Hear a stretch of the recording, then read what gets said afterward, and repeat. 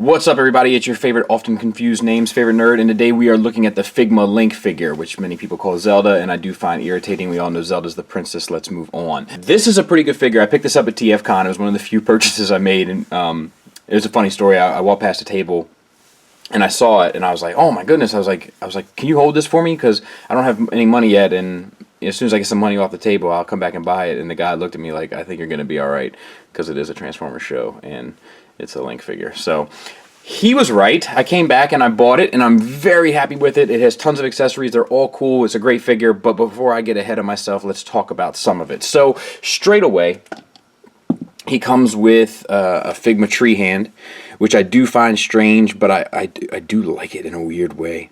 And it has, let's see here, 2 different types of holding hands for left and right, 2 different types of relaxed hands for left and right, 2 different types of posing hands for left and right, and then the 2 fist hands that you saw on him a second ago.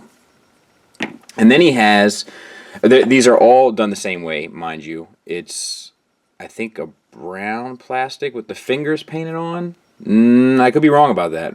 It might be the brown that's painted on. It is. It's the brown that's painted on, and then they all have this peg here, which gets you a swivel and then a hinge in and out, no up and down for any of them. So it's all in and out hinges, which is kind of a bummer, but that's okay, given how much else is in this figure. So then we also have this sword and scabbard, or sheath, or I don't know. Not a sword expert, but it is, I almost cursed there, tremendous. The paint on here, between the gold and the blue, the gold gets a little out of lines here and there, but for the most part it's on point. Metallic gold, metallic silver, and then this like really rich, deep blue, like a midnight blue. It looks fantastic. The sword fits in there, maybe a little too well. And then this can peg into the back of the figure so that you can kind of have him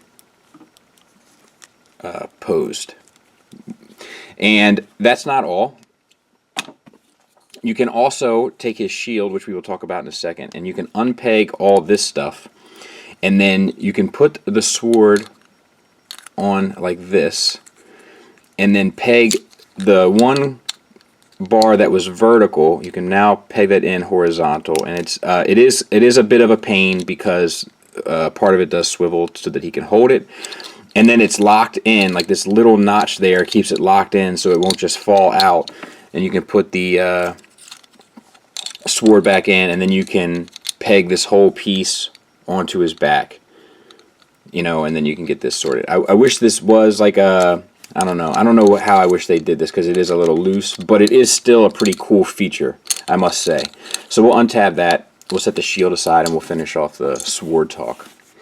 So nice, like metallic sky blue to silver finish on this sword, plus the trident is sculpted into it. Let's see if we can't get a close-up of that. All this sculpted detail down in the handle, it's all painted. This bottom piece does come out so that you can put it in his hands and then close it off, and let's see if it fits both holding hands or just one. I would go with the more open finger hand, because this is a little bit of a tight fit, and I just wouldn't try it.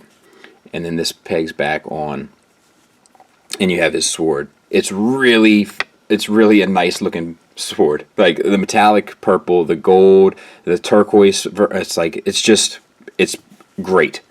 So we'll put that away for safekeeping, and we'll talk about the. Oh no, we got one more thing to talk about. Just when I thought I was finished. We have this translucent blue. It kind of goes from a darker to a lighter, and then you can just shimmy this on up in there, and you have like the little sword effect, and it's really well done. It's smart. It works well. It's heavy, I will say that. We'll see how he holds it. I'll take some pictures and put him somewhere, or maybe I'll have him posed at the end. But it's extremely, like, integrated. Flawless, in my opinion. Let's put that to the side. We'll put the sword to the side and the sheath to the side. And we'll talk about the shield. So it comes with this piece, which has to go in the middle here. We'll peg that in for just the time being. least. I think we will. Oh, maybe it has to go a certain way. Yep, sure does. So there's particular pegs for it. And then it has this piece, which comes undone, so you can slide the hand in. And let's see if that works better with the closed hand.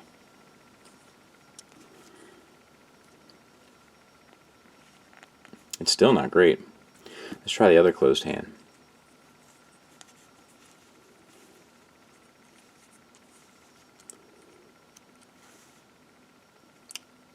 Yeah, that's a really tight fit on that closed hand. I would almost... I mean, I'm sure you could heat it up and move the fingers around, but like that's a bit of a bummer. But he will hold it on the open hand, and I imagine he'll hold it on the closed hand as well. What is going on here? Oh, wrong peg, Bobby.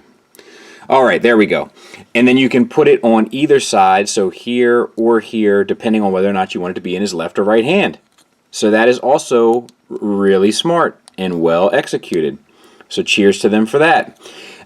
Silver finish, it's done extremely well. The trident is done extremely well. The little Hyrule symbol is done extremely well. All this is top shelf work. No doubt about it. Really well done. We'll set that to the side. And then the last thing, well, we have the stand, Figma stand, and you get two different pieces to put onto this, depending on how you want to utilize the pegs and so forth. And then you have the pegs on the back of the figure to plug it into, and I think those are the only two that you can really use. And these are tight also. They're not the best fit. There, that's good. And you can switch this around any way you want. You can get them jumping. We'll take some pictures at the end. Don't you worry about it. As far as the stand goes, swivels down here. Hinge, hinge, hinge, and swivel. So, pretty good. And then the last bit of accessories is, so you see the hair and you see the face. It's like a more straight face, so to speak.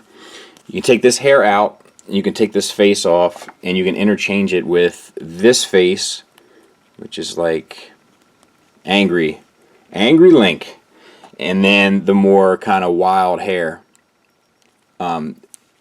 It looks good straight on, but it's not too bad. But there is a little bit of gappage there in the side, which is a little unsightly. Let's see if this side's better. This side's much better, but it's not terrible, and it's a cool feature to have.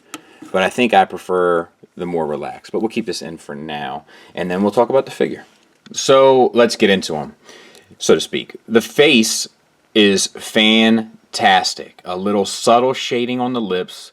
The eyes are painted, that's a tampo I imagine, but the black, the blue, the white, the reflection, the little eyelashes, all extremely well done. Hair is sculpted extremely well. Little earring on the ear is done on both sides.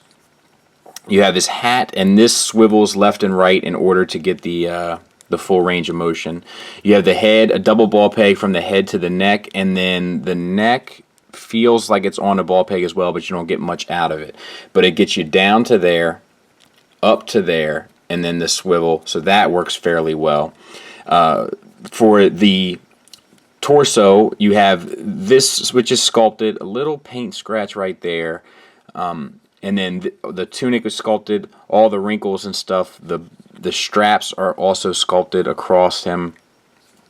You got what feels like a single ball peg from the abdomen into the chest, which gets you the swivel a little bit left and right, a little bit back and forth. Not tremendous, but good enough, I think. You got a disc, excuse me, a ball hinge shoulder. Good, what's going on with me? Pegged into the chest, which gets you the swivel all the way around, and then out to just shy of 90 degrees, so I think that works well. The undersleeve is painted, as is the end sleeve, which brings us to another ball hinge at the elbow, which gets you past 90 degrees just barely, and then the blue is painted on the wrist, as we talked about before, swivels and hinges, no problem.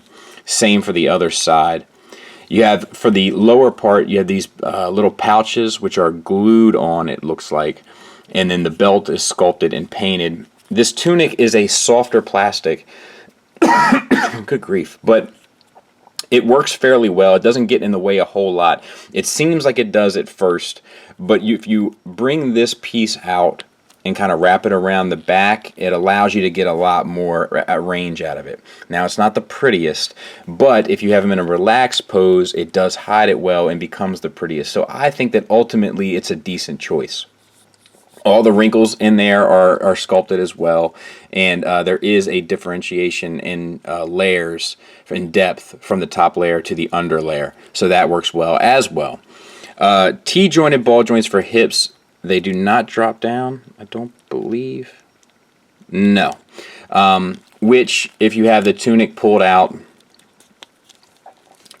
it gets you all the way out to there. Not the prettiest, but it works. You get forward to here, it's a little bit less. It actually gets a little bit more in the way that way, and then back you don't really get anything, but it doesn't really matter. You don't use the back anyway. And we'll tuck this in so make it look pretty for the time being. You do get a bit of a thigh swivel. Not extreme, but I think it's enough to get by. You guys know how I feel about that. And then you get, you even get one lower, I believe, too. Yeah, right here. You get one at the boot, so that's an added bonus. On the back, now this isn't the prettiest, I agree, but it is very functional, so I ultimately think it's worth it. It moves on the same sort of ball hinge that we're used to seeing, and it gets way past 90 degrees. So I think for a single hinge joint, that it's ultimately worth it. Ankles are on ball hinges as well. It gets you an ankle tilt down to there, and then up to here, and then you get an extreme rocker, and it's because where the ball hinge pegs in, it pegs in angularly. Let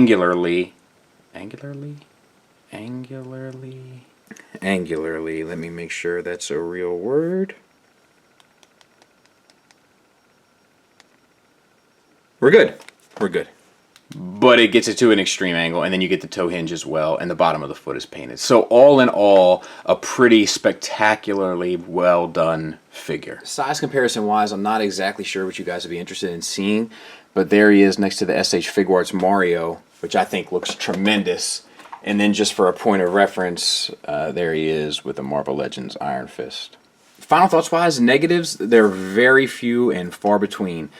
So I'll just run through them real quick off the top of my head. This translucent piece is a little heavy for this sword, as you can see. Maybe I won't be able to demonstrate it, but like I have had him in some poses while I've been taking photos, and it's been killing the wrist hinge. It's been the wrist hinge has been the piece to fail, as you can see that there.